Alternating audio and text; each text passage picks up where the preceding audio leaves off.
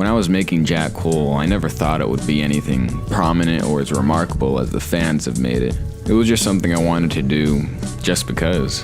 It's something that was the product of a lot of trial and error, long nights, and hard work that definitely pay off when I see comments praising it as one of the best GTA machinimas.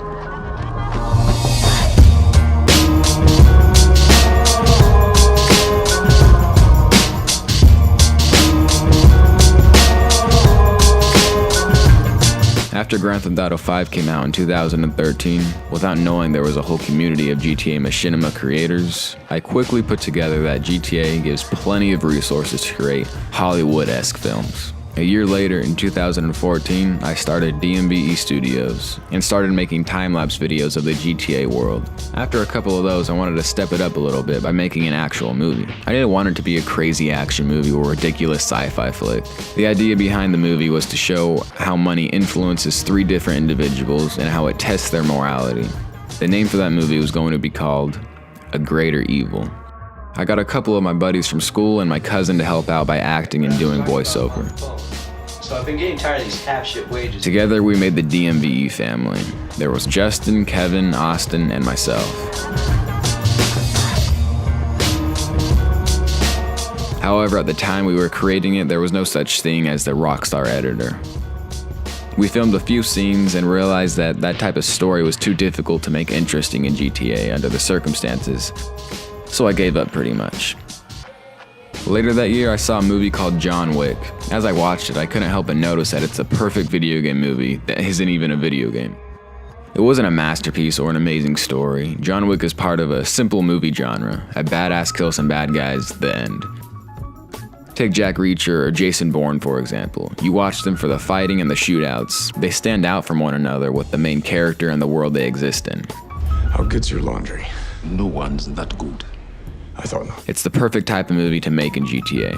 I wanted to make my own badass action hero flick. Mostly inspired by John Wick, I mixed in many of my other favorites like the action adventure of Uncharted, the characters and the world from Drive, and the dark undertones of The Last of Us. So I hire him on the spot. Boom. And I have been exploiting him ever since. Shh, don't tell him. I wanted my protagonist to be mysterious and express almost no emotion like Michael Myers in Halloween, a monster.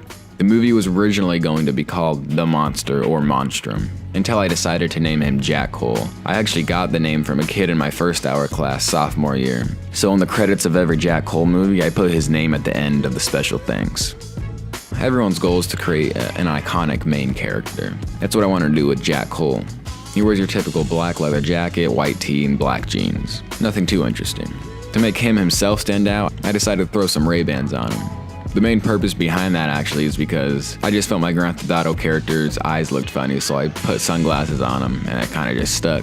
And for his car, I wanted to do something unique as well, to make him really stand out. At the time, I was just driving around the Dominator in game, and I was playing around with the different colors, and I had just recently unlocked the gold color, and I thought, you know what, it stands out and it looks pretty cool. I wasn't sure what color you wanted, so I went with black for now, but I was thinking of gold. Gold?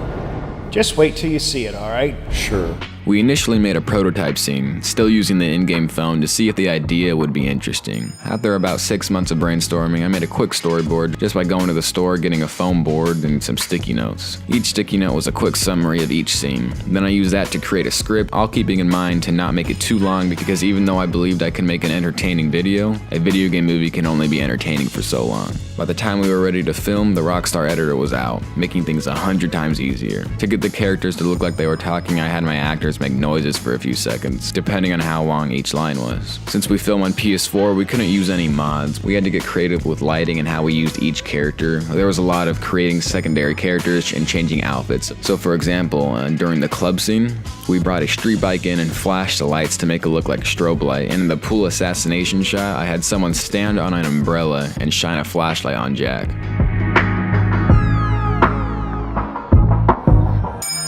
To get the car to flip after Elijah shoots the tire out, I created a death match and placed a ramp on the road.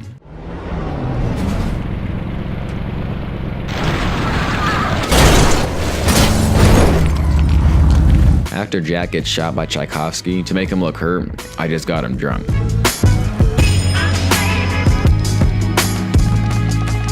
Filming took us about a month to finish, then I began editing. I used the program Adobe Premiere Pro to edit the video. I had to decide if I wanted to use copyrighted music or not. I felt that using copyrighted music made the overall quality better, so I went with that. For the score of the movie, I used the Purge series original soundtrack. It had that intense dark tone I was looking for.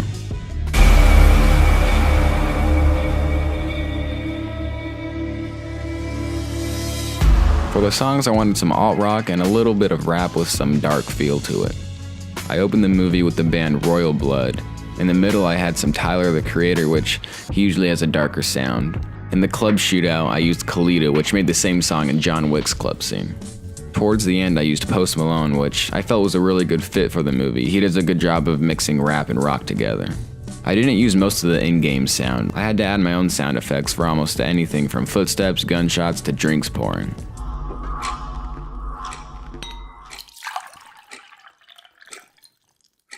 That's not good. The story of Jack Cole starts when Jack is ready to leave his criminal life. We know he has been working for this mob boss Tchaikovsky for a while. I have a couple of references to John Wick in the movie, like the fake name on Jack's apartment is John W., and the club scene uses the same band for the background song. Faber said it was being rented out to a John W., but I had them run the name in. I also pay tribute to Uncharted using a quote from the game at the end when Tchaikovsky is talking to Jack about being a monster. You see, we're monsters, you and I. How many people have you killed? Just today. There's a detective, Moreno, who has some sort of motive to take Jack down. There's a new assassin, Elijah, that Tchaikovsky has hired to help take Cole down. And then there's a fan favorite, Jack's mentor, Sal. And by the end of the movie, all those characters are dead except for the detectives and Jack. I never meant for there to be more than one movie, so I killed everyone off. The ending was never meant to be a cliffhanger, but meant to be open-ended and memorable in that sense. It wasn't until mid-production of Jack Cole 2 that Jack Cole blew up in popularity. I'm not sure who or what I have to thank for that, but I am forever grateful. Still to this day, people leave comments praising it as one of the best GTA machinimas, and it's comments like that that keep me motivated. I made this video to thank you all for helping the channel reach 10,000 subscribers recently. It's not an extreme amount or anything, but it's way more than I ever expected to get when I uploaded Jack Cole. I hope you all are looking forward to Jack Cole 3 this December. For more news on that and all future videos, you can go follow us on Twitter at DMVE Studios. I'll see you guys later.